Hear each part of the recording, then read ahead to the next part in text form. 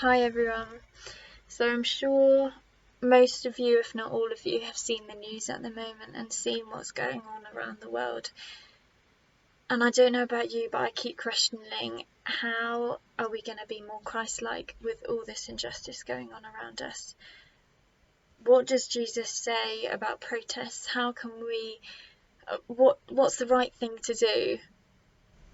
I'm going to focus on a verse in Matthew 5 verse 39. I'm reading it from the New International Version here. But I tell you, do not resist an evil person. If anyone slaps you on the right cheek, turn to them the other cheek also.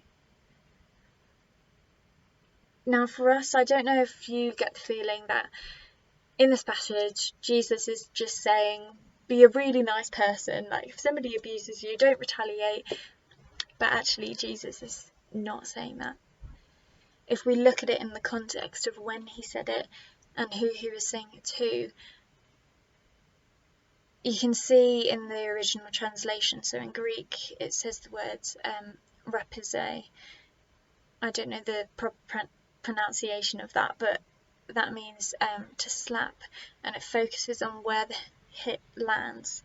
Now for us, that doesn't mean much, because if it's on your right cheek or your left cheek, somebody's just slapped you. But in this, in the time when Jesus said this, he said dexion, which is the right hand side, and the sciagona, which is your jawbone or your cheek. So somebody's slapping you on your right cheek. They would never have used their left hand in those days, because the left hand was considered unclean, because they didn't have any toilet paper, and that was used for sanitation, let's say. So it would have always been the right hand. And the right cheek, to hit somebody on your right cheek, you wouldn't use the palm of your hand, because that's considered that you're equal to that person. If you're wanting to make a point, it would have been more in the case of a master and a slave. If somebody backhands you on your right cheek, that's showing that you're inferior to them. If somebody did that to you, that would have been so embarrassing at that time. It's putting them back in their place, and somebody saying to you, actually you're lesser than me, what are you doing? But by Jesus saying, when somebody does that, turn the other cheek, exposing your left cheek, that is forcing that person to use the palm of their hand. You can't backhand somebody on their left cheek, you have to use the palm of your hand. Which, as I said before, that means that that person's showing they're equal to them.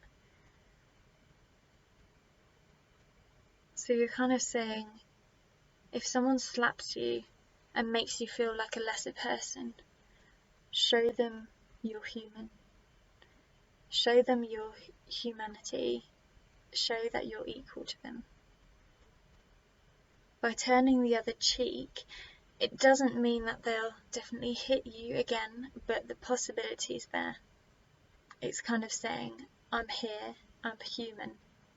You are no better than me. Show me some respect. Wow. That's just turned the injustice upside down. Jesus, it's almost like he's suggesting a third way to fight against injustice. Like he's saying not to be passive, but don't retaliate and don't be violent. He's saying make the injustice public.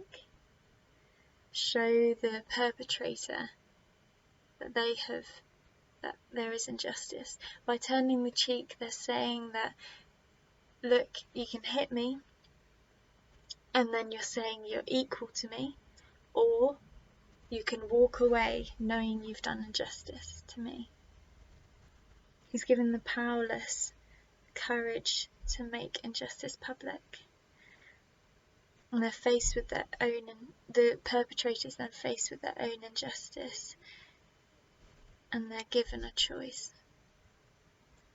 So how can we use this way of thinking, this way of fighting injustice in our everyday life, in our everyday decisions? I'm going to quickly pray now. Jesus, we thank you that you've shown us a new way to protest, a new way to be more like you when there's so much going around, there's injustice in the world. We just pray that we'll be humbled and that we'll be able to calibrate our hearts to your heart. Break our heart for what breaks yours, Jesus. In your name, amen.